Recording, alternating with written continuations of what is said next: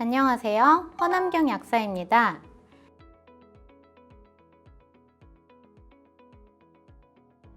헬스케어 아카데미 이번 시간에는 개별적인 영양소의 이해, 네 번째 비타민 A, 비타민 E, 비타민 K에 대해서 알아보도록 하겠습니다.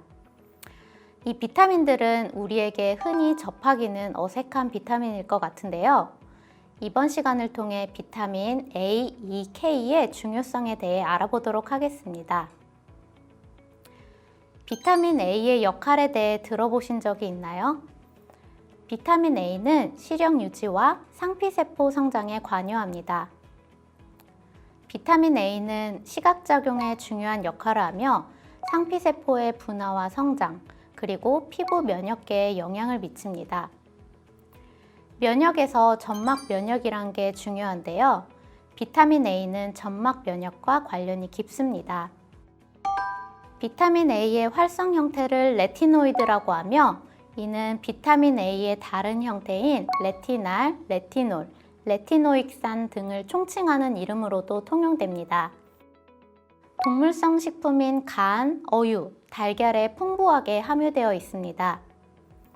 또 필요시 비타민 A로 전환되는 성분을 프로비타민 A라고 하는데 프로비타민 A도 비타민 A의 범주에 포함시키기도 합니다. 식물색소 성분인 카로티노이드 중 알파, 베타, 감마 카로틴, 베타 크립토잔틴 등이 프로비타민 A로 분류되며 녹색, 담황색 채소에 풍부합니다. 비타민 A는 시각작용에 관여하는 로놉신과 아이오놉신의 합성에 필요합니다. 밝은 곳에서 어두운 곳으로 들어갈 때 처음에는 사물을 구분할 수 없다가 빛을 감지하는 로놉신이라는 색소가 생성되면서 서서히 주위가 보이게 되는데 이를 암순응이라고 합니다. 암순응 과정에서 로놉신이 필요한데 로놉신은 비타민 A와 옵신이 결합하여 생성됩니다. 반대로 어두운 곳에서 밝은 곳으로 나갔을 때는 색을 감지하는 아이오놉신이 생성되는데 역시 비타민 A와 포톱신이라는 단백질이 결합하여 생성됩니다. 또한 비타민 A는 세포의 분화와 성장에 관여하는데 특히 상피세포에 작용합니다. 상피 조직은 우리 몸의 최외곽을 구성하는 조직으로 피부, 호흡기, 소화기, 생식기 등이 해당합니다. 피부 중 몸 안에 존재하는 피부를 점막이라고 생각하시면 편합니다. 호흡기, 소화기, 생식기 등은 몸 안에 존재하는 피부인 것이죠. 비타민 A는 핵이 레티노익산 수용체에 결합하여 유전자 발현을 활성화시키거나 또는 저해하는 역할을 하게 됩니다. 또한 점액분비세포와 뮤코 다당류를 합성하는 데 필수적인데 점액분비세포와 뮤코 다당류는 점막 면역계에 중요한 역할을 하게 됩니다. 뮤코 다당류, 뮤코폴리사카라이드에서 뮤코는 점액질의 라는 뜻을 가지고 있습니다. 동물 조직 중에서 단백질 복합체로서 존재하는 아미노산을 포함한 다당의 총칭으로 대사되어 생체 에너지원으로 사용되지 않고 조직의 구성물질로서 조직의 유지와 강도, 유연함 등의 중요한 역할을 하는 물질입니다. 세포 유지 기능, 피부의 윤활성과 유연성, 외력 및 박테리아 등의 침입에 대해 점막을 보호하는 역할을 하게 됩니다. 비타민 A는 상피세포, 점액분비세포의 정상적인 분화에 필요하여 상피세포를 정상적인 건강한 상태로 유지하고 점액의 분비를 원활하게 하여 외부의 침입물이 점막을 통해 침입하는 것을 막아줍니다. 한편 비타민 A는 지용성 비타민이고 과잉 섭취 시 독성을 유발할 수 있습니다. 그러나 비타민 A의 급성 독성은 권장량의 약 100배 이상을 섭취해야 발생하는 것으로 알려져 있습니다. 일반적으로는 위장관의 불편, 메스꺼움, 두통, 어지러움, 근육 무력 등이 나타날 수 있습니다. 비타민 A의 만성 독성은 수년간 권장량의 10배 이상을 장기 섭취했을 때 나타날 수 있습니다. 이때 부작용으로는 간 손상, 탈모, 뼈 근육 통증, 피부 점막 건조, 출혈, 혼수 상태 등이 있습니다. 비타민 A는 과잉 섭취의 걱정보다는 충분히 섭취하고 있는지, 그렇지 못하다면 보충을 하는 것이 좋겠습니다. 비타민 A가 부족하면 점액 분비 저하로 각막의 상피세포, 폐, 피부, 장, 점막 등의 각질화가 발생하여 면역력이 저하될 수 있습니다. 종합 비타민, 미네랄이 함유된 건강기능식품을 섭취하는 것은 과잉 섭취의 문제를 거의 발생시키지 않습니다. 다만 임신한 경우에는 추가적인 보충을 권장하지 않습니다. 비타민 A의 전구체, 즉 프로비타민 A로서 가장 대표적인 것이 카로티노이드의 하나인 베타카로틴입니다. 식물과 과일의 붉은색, 오렌지색 색소의 일종이고 카로티노이드 중 비타민 A 활성이 가장 높습니다. 또한 비타민 A로 전환되면서 비타민 A의 운반 과정에도 관여합니다. 베타카로틴은 체내에 비타민 A가 이미 충분한 경우에는 비타민 A로 전환되지 않기 때문에 비타민 A의 과잉 섭취로 인한 독성 문제를 걱정하지 않아도 됩니다. 그림에서 보시는 것처럼 베타카로틴은 비타민 A 2개로 분해될 수 있습니다. 화학 구조상 이중결합이 존재하여 비타민 A로 전환되면서 전자를 내어줄 수 있습니다. 산화, 기억나시죠? 전자를 필요로 하는 프리라디칼, 즉 활성산소를 환원시키기 때문에 항산화 작용을 하는 영양소입니다. 체내에서 비타민 A로 변환되므로 비타민 A의 기능을 수행할 뿐만 아니라 구조적 특성으로 인해 항산화제 역할을 수행하게 되는 것이죠.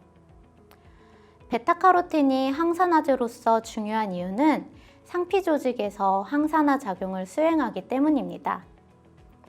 상피 조직은 우리 몸의 최외곽을 구성하는 피부, 호흡기, 소화기, 생식기로 구성되어 있죠.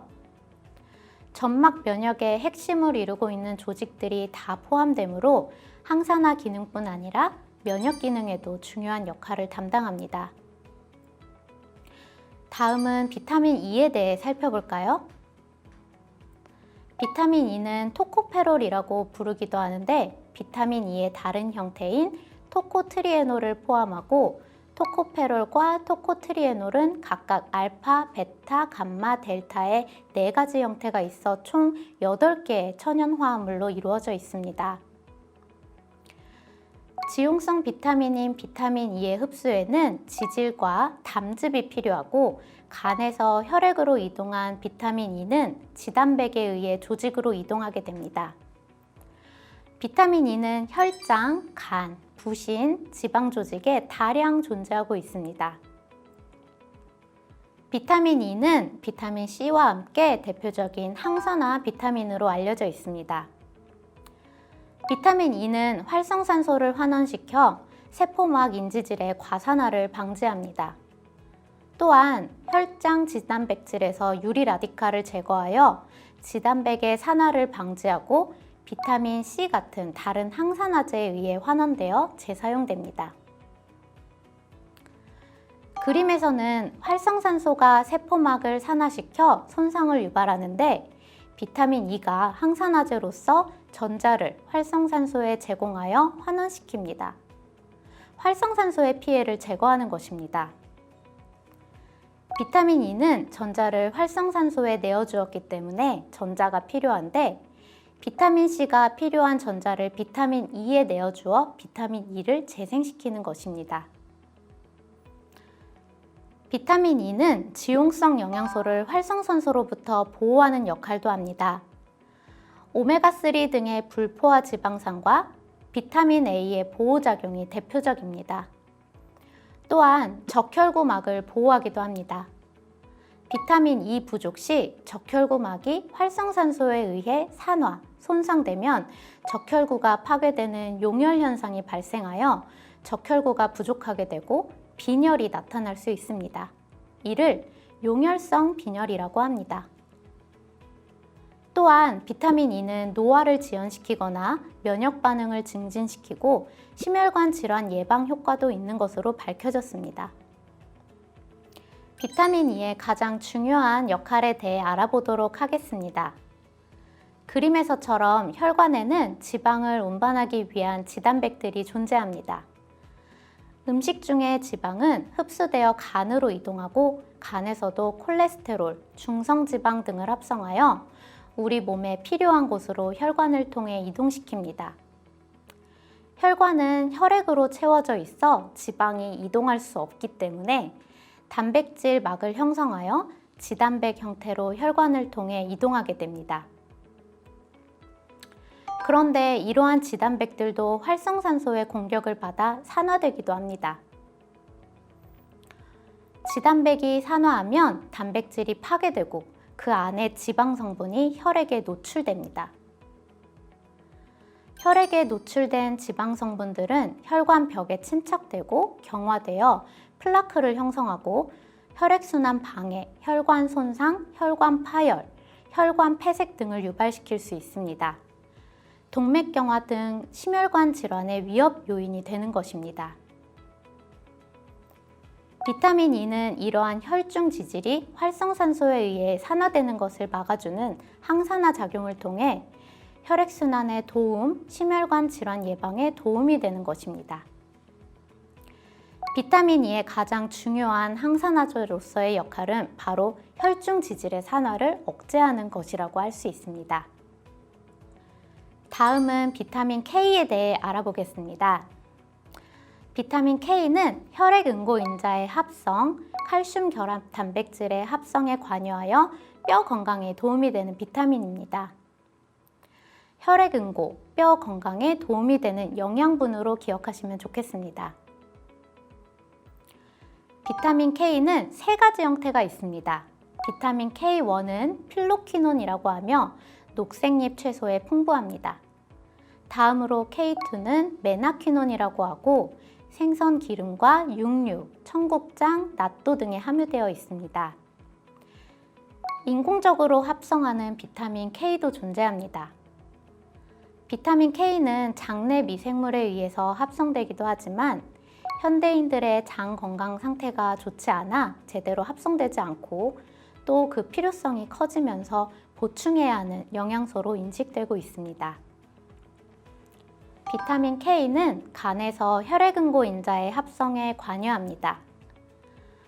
비타민 K는 간에서 비활성 프로트롬빈을 합성하는 데 이용되는데 프로트롬빈은 혈관에서 칼슘의 도움으로 트롬빈으로 전환되고 트롬빈은 혈액응고 단백질인 피브린을 생성하는 데 관여하는 과정을 거치게 됩니다.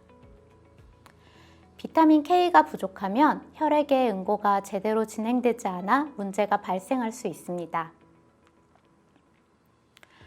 비타민 K는 뼈의 결정을 형성하여 뼈 발달에 관여합니다. 뼈의 밀도를 더 강하게 하는 것입니다. 뼈의 비타민 K 의존 단백질인 오스테오칼신은 뼈에서 합성되는 뼈기질 단백질입니다. 오스테오칼신은 뼈 안의 칼슘과 수산화, 인회석 결정을 형성하여 뼈를 더 단단하게 하는 역할을 합니다.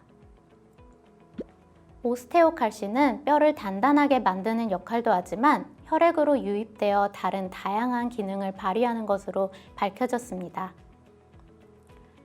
췌장의 베타세포의 증식 및 활성화를 도와 인슐린 생성을 증가시키고 근육량 증가, 지방 축적 억제에도 도움이 된다는 것이 밝혀졌습니다.